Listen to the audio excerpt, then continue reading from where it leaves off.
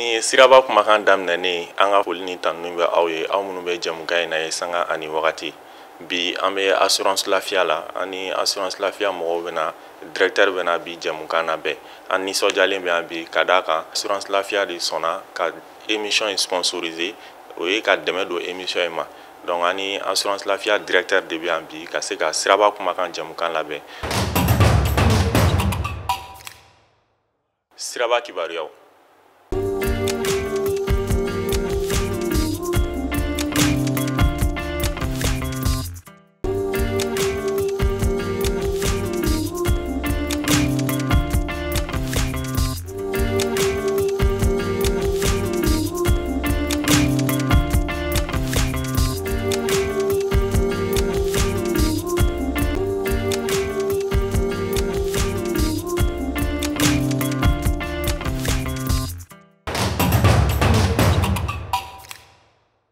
Monsieur le directeur, an fɛ I ka kuma ye dɔɔni assurance lafiya yɛrɛ kan. Assurance lafiya yɛrɛ assurance lafiya yɛrɛ bɛ yɔrɔ jumɛn a baselen don mun kan I ka kuma ye de manière générale assurance lafiya kan. Sumano il faut à travers toi mais sur la TV mɔgɔw bɛ fɔ sur la TV a kuntigiw sur la TV a baarakɛlaw bɛɛ ani sur la TV a mɔgɔ min bɛ a télé lajɛ ne ka foli bɛ bɛɛ ye b'aw bisimila bi assurance lafiya kɔnɔ a diyara n ye aw ka s'an ma siraba kumakan émission in kan assurance lafiya Mali assurance a bɛ fɔ min ma ko assurance privée Mali assurance privée fɔlɔ de don assurance lafiya créera tubabu kɔnɔ u b'a fɔ min ma ko san 1983 a créera san 1983 et assurance lafiya créera maliyɛnw de fɛ misali la n'i ye assurance lafiya capital social ta a 100 ta maliyɛnw de ta ye 90 ye donc temps dɔ in o dira a bɛ fɔ yɔrɔ min ma ko espace cima o société de assurance belebeleba o dilen do ma donc assurance lafiya ye maliyɛnw de ta ye privé maliyɛnw de ta don o de ye assurance lafiya capital kɛcogo ye filanan fana ye min ye assurance lafiya an bɛ assurance min kɛ bi parce que assurance baara cadre kɔnɔna la assurance bolo belebeleba fila de bɛ yen u b'a fɔ o de ma ko assurance vie o y'a ye fɛn fɛn ye mɔgɔninfin ninkun a n'a ka retraite ko ani pension ko o y'a assurance vie ye o y'a belebeleba fɔlɔ ye anw t'o kɛ an bɛ filanan min kɛ a bɛ fɔ o de ma ko assurance dommage fɛn fɛn bɛ se ka tiɲɛni don mɔgɔninfin bolofɛn na o assurance la mɔbiliw b'o la motow b'o la I ka sow b'o la I ka baarada lakana fana b'o la donc an b'o assurance de kɛ ani ni I banana par exemple a bɛ fɔ min ma ko assurance maladie ou bien ni Ala k'an kisi comme an bɛ siraba kunkan de kɔnɔna la ni mɔgɔ dɔ ye accident sɔrɔ sisan assurance min bɛ ko individuel accident corporel an b'o assurance fana kɛ donc assurance lafiya an bɛ o assurance bɛɛ kɛ fɛn fɛn tɛ mɔgɔninfin ka retraite ko ni saya ko ye u b'a fɔ ko assurance décès ni fɛnw an t'olu de kɛ sinon an bɛ assurance tɔ bɛɛ kɛ maintenant an b'o kɛ Mali la yan mais en même temps aussi an bɛ Mali fan bɛɛ ka taa ka ma fɔ Gao an bɛ Mali fan bɛɛ an ka bolodaw sigilen bɛ jamana fan bɛɛ an ni mɔgɔ dɔw fana bɛ baara kɛ ɲɔgɔn fɛ jamana in kɔ kan parce que assurance kɛra cogo o cogo il faut que ni diɲɛ réassureur fana kɛ ɲɔgɔn bolo donc an ni diɲɛ réassureur bɛ ɲɔgɔn bolo minnu ka capacité financière ka bon minnu fana b'anw dɛmɛ an bɛ engagement mun ta vis-à-vis an ka sirow ni mɔgɔ wɛrɛw bolo jamana in kɔnɔ ani jamana in kɔ kan pour que an ka se k'olu layidu timɛ cogo min na parce que an ka credo ye min ye an ka layidu min ye k'o timɛ an ka sirow fan fɛ ani minnu kan ka indemnitéw sɔrɔ an fan fɛ assurance lafiya en quelques mots an ye nin de ye bon an ni assurance fɛn bɛ jamana in kan nɔ Mali kɔnɔ an bɛɛ bɛ baara kɛ ɲɔgɔn fɛ an bɛ fɛn caman tila an ni ɲɔgɔn cɛ assurance lafiya ye nin de ye. Monsieur le directeur an b'a ye Mali kɔnɔ yan nɔ mɔgɔw ka suma assurance ko la I bɛ taa sɔrɔ tuma dɔw la danayabaliya ko ni fɛn caman bɛ na n'o ye mais e yɛrɛ ɲɛfɔcogo jumɛn yɛrɛ b'e bolo e bɛ se ka mun de fɔ mɔgɔw ye walasa assurance ko ni mɔgɔw danayabaliya dɔɔni b'a la pour que o danayabaliya ninnu ka bɔ yen nɔ mɔgɔw ka da assurance la. Sumano I ni ce ka nin kumakan in na I ka nin ɲininkali in na a diyara n ye kosɛbɛ parce que effectivement a kuma in a bɛ fɔ assurance mɔgɔw dalen t'a la assurance problème ka ca jamana in kɔnɔ n bɛna misali damada de ta pour que ka se k'o ɲɛfɔ misali fɔlɔ ye min ye c'est que en Mali la non culture b'an ko culture arabo-islamique parce que assurance ye tubabu fɛn de ye kan donc culture arabo-islamique c'est de telle sorte que jamana kɔnɔ ni kungo y'i sɔrɔ an bɛ ɲɔgɔn dɛmɛ balima kunda sigiɲɔgɔn kunda teri kunda buran kunda hali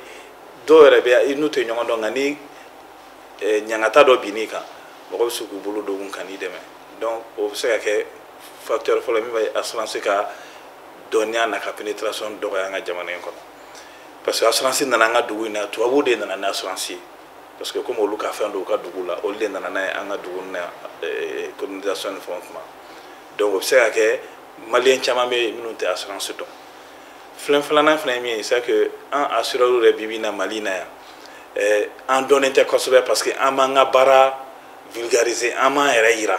an ma bɔ n'an yɛrɛ k'an yɛrɛ ɲɛfɔ mɔgɔw k'an dɔn kosɛbɛ pour que k'an matarafa u ka s'an ma ka na assurance ta o bɛ yen nɔ o ye anw yɛrɛ kan k'o baara min kɛ an ka niveau la sabanan fana ye min ye c'est que effectivement problème ninnu tun bɛ se ka kɛ assurance la parce que fɛn fɔlɔ ye min ye mɔgɔ dɔw bɛ assurance ta parce que caman b'a assurance ta pour que polisiw kana sɛgɛn fɛn min b'a kɔnɔ u t'o faamuya donc maintenant alors que garantie de bɛ yen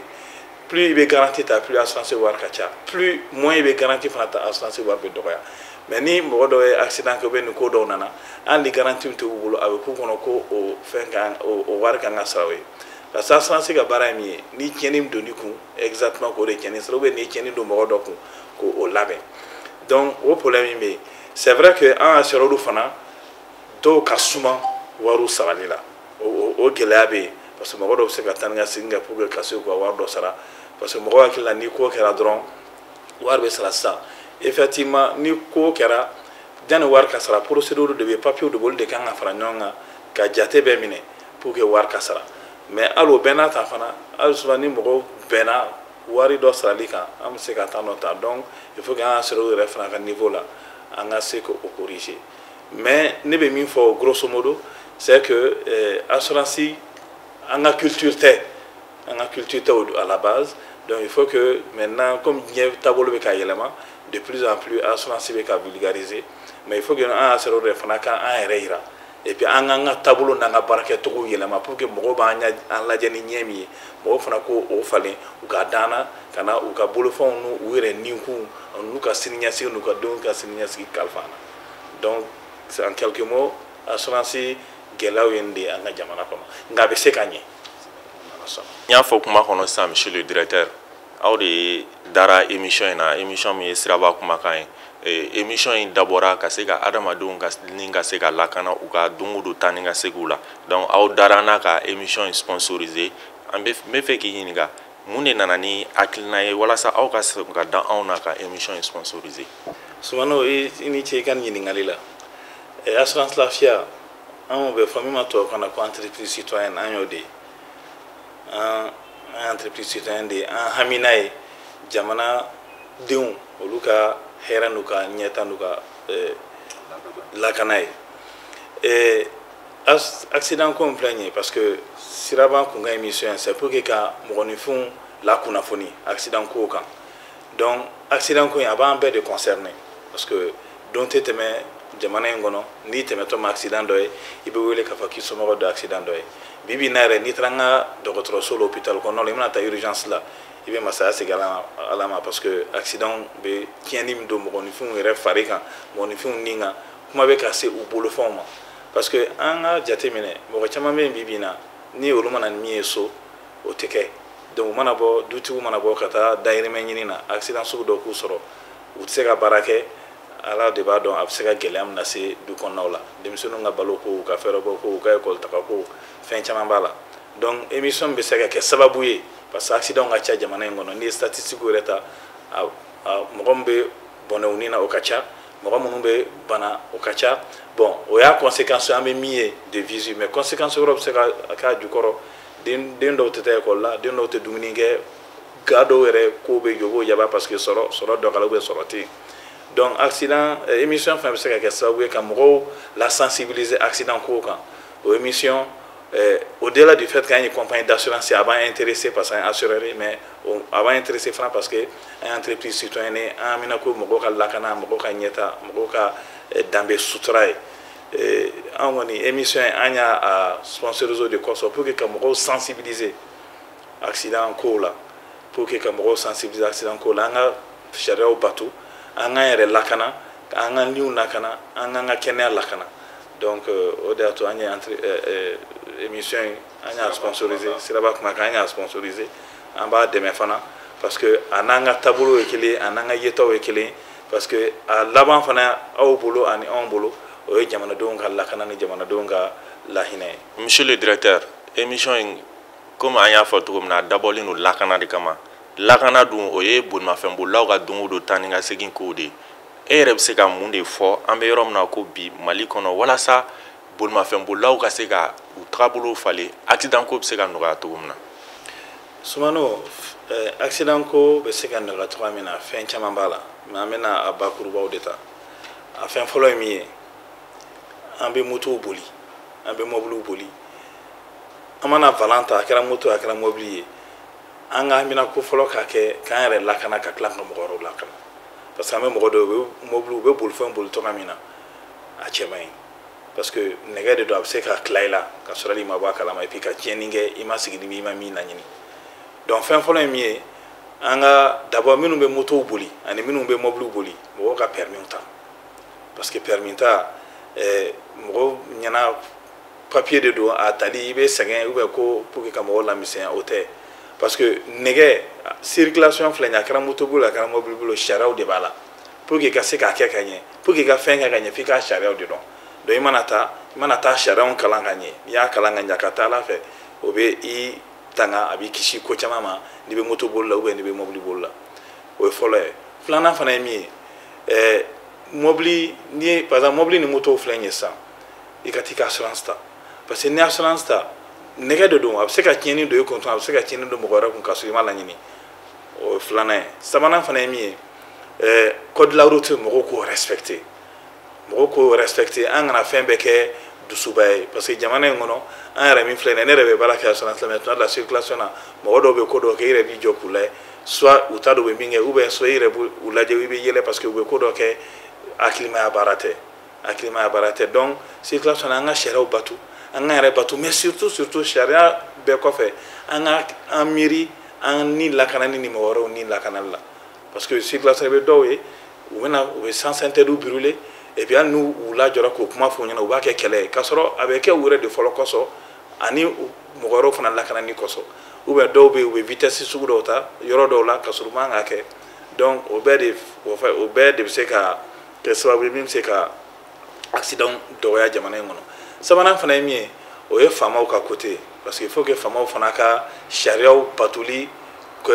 akilnata c'est vrai ambe jamana ngono mogo chama be o makala mogo do ka family mambo mogo do be ko chama tani dusue anta clip la en dusunye mais fama ku ga barake population fana surtout parce que surtout population anga don afo on de nimi lakana parce que ni accident kera I jobala I jotala ni e banana dimi be farla ou ni e mo do faka a moné ni a kobeto e de kungolo kono parce que kera sobe ka do bonani la donc anga civisme bonyal ça anga règle respecter fama fona ka veiller à ce que règle ka respecter no kera ka chala fait accident be doya fin chama be o be doya na ya jatemne anga jamukan temenuna aya wakati am to kata lycée la comme aya e ka fo lycée de la mototigiw ka ca mototigiw de ka accident juguman ka ca o de la wagati n'an taara lycée la an tun b'a bɔ an yɛrɛ la ka casque ɲini an yɛrɛ ye k'a di ɔkɔlidenw ma an bɛ ɲininkaliw kɛ n'u ye ɲininkaliw jaabi casquew bɛ d'u ma assurance lafiya directeur y'a kanu ka an dɛmɛ ni casque 50 ye an b'a fo ani an bɛ fɛ a ka directeur k'a fɔ an ɲɛna mun de y'u o hakilina na u ka se ka dɛmɛ k'an ye casque ko la casque 50 an bɛn'o d'a ma n'Ala sɔnna nka problème filanan fana min ye an b'aw dɛmɛ émission na parce que ni émission ye émission barikama don émission nafalama ba don parce que siraba kun ka émission an tɛ se ka nafa fɔ ka ban an tɛ se ka nafa fɔ ka ban parce que fɛn o fɛn ka laɲini ye mɔgɔw ka lakana ye mɔgɔw ka ɲɛta ye mɔgɔw ni lakanali ye surtout vraiment o fɛn sugu an bɛɛ kan ka jɛ ka o dɛmɛ an bɛɛ kan ka jɛ ka ko bɛɛ kɛ pour que o bɛ se ka sira sɔrɔ cogoya min na parce que émission mɔgɔ caman b'a lamɛn émission kɔnɔna la aw bɛ sensibilisation de kɛ aw bɛ éducation de fana kɛ parce que fɛn caman bɛ yen mobili boliko la sariya ko ni fɛnw na bolifɛn ko sariya la a b'a ɲɛfɔ mɔgɔw ɲɛna mɔgɔ dɔw bɛ yen u bɛ ko dɔ kɛ pas parce que u b'u tugu mais u t'a dɔn donc aw bɛ kɛ sababu ye ka mɔgɔw la kunnafoni émission initiative ta ka taa lycée ni fana parce que lycée caman olu bɛ moto ni fɛnw boli caman ye denmisɛnninw ye fiɲɛ b'u nun na o ye denmisɛnninya yɛrɛ n'a taabolo ye caman ye denmisɛnninw ye bon et puis caman tɛ sariya ko dɔw dɔn donc n'a taara u sɔrɔ fo u ka kalanyɔrɔw la k'a ɲɛf'u ɲɛna a ka ca ala fɛ a bɛ faamuyali caman lase u ma casque comme filɛ nin ye a initiative ɲuman de don parce que an bɛ accident caman ye bi mɔgɔ dɔw bɛ u bɛ accident kɛ peut-être u fari ma bana mais kunkolo filɛ nin ye kunkolo ye adamaden ka fɛn ba de kunkolo yɛrɛ adamadenya fɛn bɛɛ de dɔw bɛ se ka toucher o kunkolo la a b'u ka diɲɛlatigɛ lanɔgɔ a b'u kɛ mɔgɔ tɔ ye u si bɛɛ donc au moins ni casque ni fɛnw donna hali ni choc sugu dɔ kɛra a bɛ se k'i préserver donc c'est pour ça que an ko k'an bɛ initiative ta k'an b'aw dɛmɛ émission in cadre kɔnɔna la k'aw accompagner halisa et dans tous les cas an kɔni an bɛ an b'aw ka bila la n'aw mago jɔra an na fɛn o fɛn na n'an bɛ se vraiment a bɛ na et si c'est pour que ka émission in nata ɲɛ ka mɔgɔw lakana halisa ka mɔgɔw lafaamuya ka mɔgɔw lakunnafoni problème foyi t'a la an bɛ yan nɔ. Le directeur an b'i fo o danaya mun n'i y'o ta k'o da émission siraba kumakan kan monsieur le directeur n bɛ fɛ ka i ɲininka fɛn kelen na fɛn mun ne b'a mɛn télé la n'a y'a sɔrɔ i bɛ se k'i da k'a walawala an ye dɔɔni ni aw ka dɔnta ye mun y'a la n'i bɛ se ka dɔ fɔ an ye o b'o ni siko kuma ni maɲisiko kuma fɔ bon ne b'a kuma mɛn n t'a dɔn n'a y'a sɔrɔ Mali assurance fɛn dɔ don o bɛ n'i bɛ se k'i da don a la dɔɔni k'a ɲɛfɔ an lajɛbagaw ye pour que u k'a dɔn fɛn mun don. Soumano, il faut gagner Ningalina. Ça, c'est une question vraiment technique. Malus ni bonus, famille de l'assurance là. C'est que ni mo de l'assurance ta ka sangelinga sans manaba. Ni bina ika assurance kuraya. Ou bien ni be assurance na ni be bono ka ta assurance warela. Ika be fama ko historique ba la je sans qu'on a là. Ika comportement ika jugo kera mui. Ni ka jugo nyena. C'est-à-dire que il m'a accident ke ima accident jugu kɛ ka wari ka kɛ sababu wari ba ka sara parce que assurance filɛ nin ye wariw de bɛ fara fara ɲɔgɔn kan e filɛ nin ye ne filɛ nin ye ani mɔgɔ caman an bɛ se ka assurance dɔ ta 10,000 san kɔnɔ an bɛɛ kelen kelen na mais ni e ye tiɲɛni dɔ dɔ kun o bɛ se ka kɛ miliyɔn 10 miliyɔn 20 miliyɔn 30 ye e kelen ka tiɲɛni miliyɔn 30 assurance de b'o wari sara e dun ye wari min di assurance ma o ye 10,000 de ye mais e kelen ka 10,000 ta bɔ parce que i ni ɲɔgɔnna caman ye 10,000 minnu sara olu de bɛ fara ɲɔgɔn kan pour que e kelen tiɲɛni min don ka o tiɲɛni labɛn k'o tiɲɛni dilan maintenant bonus bɛ na de san mana ban k'a lajɛ mobili bolila ou bien bolifɛn bolila min jogo ɲɛna n'a ma accident kɛ donc bonus bɛ na de pour que k'o tigi ka jogo ɲuman sara ye donc dɔ bɛ bɔ i ka assurance wari la malus fana bɛ na ni jogo ma ɲɛ parce que e mana kɛ sababu ye san kɔnɔ san nɔ ka kɛ sababu ye wari hakɛya dɔw ka sara donc i ka o jogo jugu n'o ka o de san mana ban n'i bɛ segin assurance kan dɔ bɛ fɛɛrɛ i ka assurance sɔngɔ kan dɔ bɛ fɛɛrɛ i ka assurance sɔngɔ kan parce que o yɛrɛ ka ɲi min na parce que min ye jogo ɲuman sɔrɔ ani min ye jogo jugu sɔrɔ je pense pas que adamadenya yɛrɛ la ni aw ka sara kan ka kɛ kelen ye voilà donc o de ye bonus ni malus ye maintenant assurance a ko ka nɔgɔn par exemple n'i bɛ assurance kelen min na n'i bɛ segin a kan ye n'i b'i ka assurance kuraya yen nɔ bon maintenant comme an ka jamana in kɔnɔ ko caman bɛ yen minnu hakɛw ma dafa kosɛbɛ statistique kow la sinon par exemple normalement hali n'i bɔra par exemple ni mɔgɔ dɔ bɛ assurance dɔ la n'i bɛ bɔ yen nɔ ka taa assurance wɛrɛ la bon i bɛ taa assurance kura min na o kan k'i ka historique dɔn parce que dɔw fana b'o namara kɛ o parce que i b'a sɔrɔ assurance dɔ bɛ san kelen san fila kɛ u bɛ tiɲɛni caman kɛ yen u b'u ka minɛn to u bɛ yɛlɛma assurance la u t'u ka historique dɔn dɔw bɛ taa prix ni fɛnw négocier dugumala la ka taa alors que normalement a man ka kɛ parce que an bɛɛ bɛ jamana kelen de kɔnɔ a ye tiɲɛni kɛ yan bi a bɛ taa tiɲɛni kɛ yan fɛ sini ou bien dɔ ye ɲuman kɛ yan bi a bɛ taa ɲuman kɛ yan fɛ sini donc o de ye bonus ni malus ko ye. An y'a ye an ni aw ka agent bɛ kɛ terrain kan wagati dɔ la n'an bɛ ɔkɔliw la an b'a ye k'a fɔ moto assurance ko aw bɛ ka essayer k'o don ba la mun de nana n'o ye assurance lafiya k'i appuyer moto permis kan spécialement pour que mototigiw ka assurance ta permis ta kosɛbɛ. Soumano i ka nin question a diyara n ye kosɛbɛ n'i ye jateminɛ kɛ n'i ye an ka parcours la ta Mali la yan moto ka ca n'a bɛɛ ye n'i ye accident fana jateminɛ dugu kɔnɔ sisan moto de ka accident moto accident mon be ke ni moto impliqué le mala ni accident kema o kimeta i b'a sɔrɔ moto impliqué le accident na a bɛ 80 sanfɛ donc ka ca kosɛbɛ ana banataw ana minu ala ka hinɛ la minnu bɛ bɔnɛ u ni na donc comme o de ka ca normalement Mali in kɔnɔ ni an ka code de la route yɛrɛ ta moto fɛn fɛn moteur capacité bɛ 125 cm3 la an ka code de la route la o ye Mali code de la route ye o moto kan ka diyagoya la ka permis ta o moto kan ka assurance ta o moto bolila ni min sigilen bɛ moto sanfɛ parce que mɔgɔ fila de don bɛɛ kan ka casque don o ye sariya yɛrɛ ye même si c'est vrai qu'an ka jamana kɔnɔ mɔgɔw t'a sariya bato maintenant comme moto accident cayara banabagatɔw bɛ caya